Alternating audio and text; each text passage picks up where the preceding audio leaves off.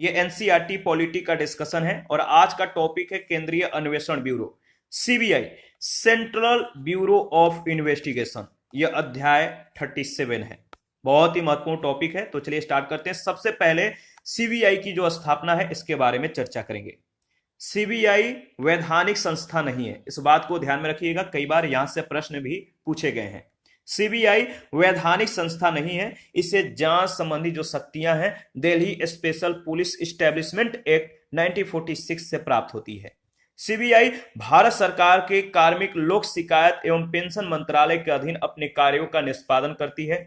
वर्तमान में केंद्रीय अन्वेषण ब्यूरो देश की जो है शीर्ष इन्वेस्टिगेशन एजेंसी है। केंद्रीय अन्वेषण ब्यूरो की स्थापना 1963 में हुई थी। इससे पहले इस संगठन को विशेष पुलिस प्रतिष्ठान यानी स्पेशल पुलिस इस्टेब्लिशमेंट के नाम से जाना जाता था। सीबीआई का मोटो, मिशन और विजन क्या है, इसके बारे में चर्चा करेंगे। सीबीआई का आदर्श वाक्य है उद्यम, निष्पक्षता तथा अखंडता। और सीबीआई का जो मिशन है, जो उद्देश्य है, वो क्या है? संविधान तथा देश के कानून की रक्षा करना और इसके लिए सुविस्तारित अनुसंधान करना तथा अपराधों के विवरण एवं सफल अभियोग दायर करना, पुलिस बल को नेतृत्व तथा दिशा निर्देश देना, कानून लागू करने में इंटर स्टेट तथा अंतर्राष्ट्रीय सहयोग बढ़ाने के लिए नोडल एजेंसी के रूप में कार्य करना, इसका उद्देश्य है। विजन क्या है, दृष्टि क्या है? तो सीबीआई का जो विजन है, अपने आदर्श वाक्य, उद्देश्य और व्यवसायिकता की आवश्यकता, पारदर्शिता, परिवर्तन के प्रति अनुकूलन तथा अपनी कार्य प्रणाली में विज्ञान और प्रौद्योगिकी के उपयोग के द्वारा सीबीआई अपने प्रयासों को निम्नलिखित पर केंद्रित करेगी।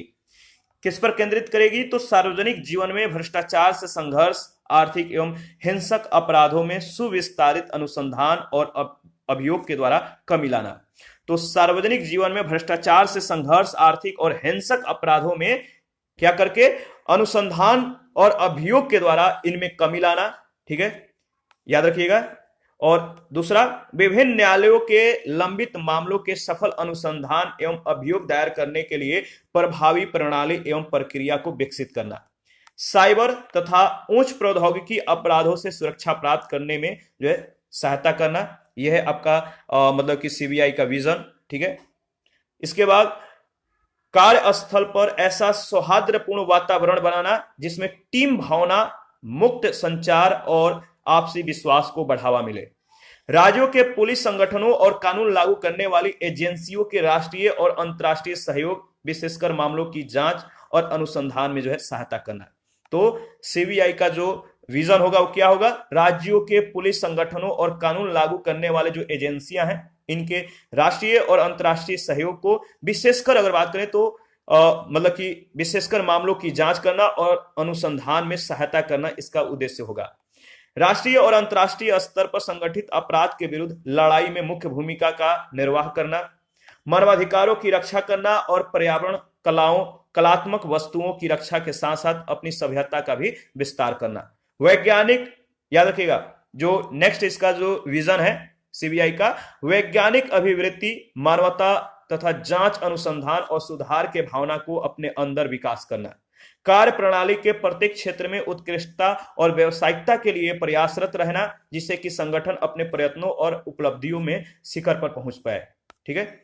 सीबीआई के जो प्रभाग हैं, जो विभाग हैं, इसको ध्यान में रखिएगा। भ्रष्टाचार निरोधक प्रभाग है, आर्थिक प्रभाग है, मतलब कि आर्थिक अपराध प्रभाग, विशेष अपराध प्रभाग, नीतिगत और अंतर्राष्ट्रीय पुलिस सहयोग प्रभाग, प्रशासनिक अभियोग निर्देशालय और केंद्रीय फोरेंसिक विज्ञान प्रयोगशाला प्रभाग। सीबीआई का जो गठन है इसके बारे में देख लेते हैं। सीबीआई का जो डायरेक्टर होता है, इसका जो निर्देशक होता है, सीबीआई का प्रमुख होता है, डायरेक्टर होता है, इसमें ये सीबीआई का हेड होता है। और उसके सहयोग के लिए विशेष निदेशक अथवा अतिरिक्त निदेशक होता है। इसके अतिरिक्त अनेक संयुक्त निदेशक, उप महानिरीक्षक, पुलिस अधीक्षक और पुलिस कर्मियों के अन्य रैंक होते हैं, ठीक है। इसके बाद कुल मिलाकर इसमें लगभग 5000 कार्मिक होते हैं, लगभग 125 फोरेंसिक वैज्ञानिक और 250 विधिक अधिकारी कार्य करते हैं। 2003 में केंद्रीय सतर्कता आयुक्त अधिनियम, सेंट्रल विजिलेंस कमीशन एक्ट 2003 पारित होने के बाद दिल्ली विशेष पुलिस प्रतिष्ठान के अधीक्षक भ्रष्टाचार निरोधक अधिनियम 1988 के अंतर्गत अपराध अनुसंधान का कार्य देखते हैं। इसका अधीक्षण केंद्रीय सतर्कता आयोग करता है। केंद्रीय सतर्कता आयोग अधिनियम 2003 के द्वारा सीबीआई निर्देशक को 2 वर्षों की जो है, याद रखिएगा कितने वर्ष, 2 वर्षों की कार्य अवधि की सुरक्षा मिली है। सीबीआई के जो कार्य हैं इसके बारे में देख लेते हैं, इनके क्या क्या फंक्शन है। केंद्र सरकार के कर्मचारियों के भ्रष्टाचार, घूसखोरी और दुराचार से संबंधित विषयों की जांच करना सीबीआई का कार्य है। राजकोषीय और आर्थिक कानूनों के उल्लंघन के विषयों का अनुसंधान करना, जैसे यातायात आयात निर्यात नियंत्रण से संबंधित कानूनों का अतिक्रमण, सीमा शुल्क और केंद्रीय उत्पाद शुल्क, विदेशी मुद्रा विनिमय अधिनियम आदि के अवमानना के विषय में, ठीक है, जांच करना। पेशेवर अपराधियों के संगठित गिरोहों के द्वारा किए गए ऐसे संज्ञेय अपराधों की जांच करना जिनका राष्ट्रीय या अंतर्राष्ट्रीय स्तर पर प्रभाव हुआ हो, ठीक है। भ्रष्टाचार, अगर बात करें तो भ्रष्टाचार निरोधक एजेंसियों और विभिन्न राज्य पुलिस बलों के मध्य जो है कोऑर्डिनेशन स्थापित करना, समन्वय स्थापित करना और राज्य सरकार के अनुरोध पर किसी सार्वजनिक महत्व के विषय, ठीक है, किसी, अगर बात किया जाए तो राज्य सरकार के अनुरोध पर, उनके मतलब की रिक्वेस्ट पर किसी सार्वजनिक महत्व के विषय, ठीक है, किसी सार्वजनिक विषय के महत्व के विषय को जो है अनुसंधान के लिए अपने अंतर्गत लेना। तो याद रखिएगा, तो क्या इसमें बात कही गई है कि राज्य सरकार के रिक्वेस्ट पर किसी सार्वजनिक महत्व के जो विषय हैं इसको अनुसंधान के लिए अपने मतलब कि अंडर में लेना, अपने अंतर्गत लेना। अपराध से संबंधित आंकड़ों का अनुरक्षण और आपराधिक सूचनाओं का जो है प्रसार करना। केंद्रीय जांच ब्यूरो, इसका जो मतलब कि जो डिवाइड किया गया है, इसका जो कह सकते हैं कि जो मतलब कि जो डिवीजन है वो 3 है। एंटी करप्शन डिवीजन है, इकोनॉमिक क्राइम डिवीजन है और स्पेशल क्राइम डिवीजन है। तो केंद्रीय जांच ब्यूरो का 3 डिवीजन है, एंटी करप्शन, इकोनॉमिक और स्पेशल। एंटी करप्शन डिवीजन जो है ये केंद्र सरकार के विभिन्न विभागों, आर्थिक संस्थाओं और सार्वजनिक क्षेत्र में होने वाले भ्रष्टाचार और धोखाधड़ी से संबंधित विषयों की जांच करती है। इकोनॉमिक क्राइम डिवीजन जो है ये बैंक तथा फाइनेंशियल फ्रॉड, आयात निर्यात और विदेशी मुद्रा से जुड़े नियमों के उल्लंघन, नशीली दवाओं, ऐतिहासिक, पुरातात्विक और सांस्कृतिक संपदा और अन्य प्रतिबंधित सामानों की तस्करी से संबंधित विषयों की ये जांच करती है। और स्पेशल क्राइम डिवीजन के तहत अगर बात करें तो स्पेशल क्राइम डिवीजन के तहत आतंकवाद, बम ब्लास्ट, मानव बम, फिरौती के लिए अपहरण, चर्चित हत्याओं से संबंधित अनसुलझी गुत्थी तथा माफियाओं के द्वारा किए जाने वाले संगीन अपराधों की जांच की जाती है। अन्य जो जांच एजेंसियां हैं इनके बारे में चर्चा कर लेते हैं। देखिए, अन्य जांच एजेंसियां हैं, इसमें पहला है प्रवर्तन निदेशालय। प्रवर्तन निदेशालय भारत के वित्त मंत्रालय यानी राजस्व विभाग के अधीन एक प्रशासनिक कार्यालय है। इसका मुख्य कार्य है फॉरेन एक्सचेंज मैनेजमेंट एक्ट 1999 और prevention of money laundering act 2002 को लागू कराना। उक्त कानूनों का मतलब कि जो ये कानून है, उक्त कानूनों का उल्लंघन होने पर यह विभाग जांच पड़ताल करता है और अवैध संपत्ति को जब्त करने का काम करता है। इसके बाद है राष्ट्रीय जांच एजेंसी। देखिए, मुंबई में जो आतंकी हमला हुआ था, तो मुंबई में हुए आतंकी हमलों के बाद जो राष्ट्रीय जांच एजेंसी है इसके गठन की आवश्यकता को नेशनल इन्वेस्टिगेशन एजेंसी को जो है गठन की आवश्यकता को महसूस किया गया।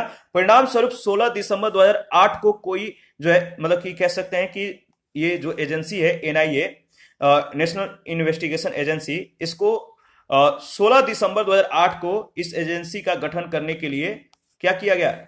इस एजेंसी को गठन करने के लिए राष्ट्रीय जांच एजेंसी बिल 2008 को संसद में मतलब कि रखा गया और इस पर मंजूरी प्रदान की गई। यह एक संघीय जांच एजेंसी है और इसे राज्यों की अनुमति के बिना आतंकवाद तथा उससे संबंधित अपराधों की जांच करने का जो है पूरा अधिकार दिया गया है। केंद्र सरकार अगर यह समझती है कि किसी अपराध का प्रत्यक्ष या परोक्ष संबंध आतंकवाद से है तो वह ऐसे मामलों की जांच का काम जो है एनआईए को सौंप सकती है। यानी एनआईए का मतलब नेशनल इन्वेस्टिगेशन एजेंसी को यह सौंप सकती है अगर लगता है केंद्र सरकार को कि ये जो अपराध है वो प्रत्यक्ष या परोक्ष रूप से आतंकवाद से जुड़ा हुआ है, तो एनआईए को ये दे सकती है। इसके बाद है serious fraud investigation. Serious fraud investigation stock market में होने वाले घोटालों के जांच के लिए 1 अक्टूबर 2003 को सीरियस फ्रॉड इन्वेस्टिगेशन संस्था का गठन किया गया और यह संगठन कंपनी अधिनियम 1956 के अंतर्गत केंद्र सरकार के सौंपे गए कथित धोखाधड़ी के मामलों की जांच करती है। और इसी के साथ आज का सेशन समाप्त करते हैं। नेक्स्ट सेशन में केंद्रीय सूचना आयोग के बारे में हम लोग चर्चा करेंगे।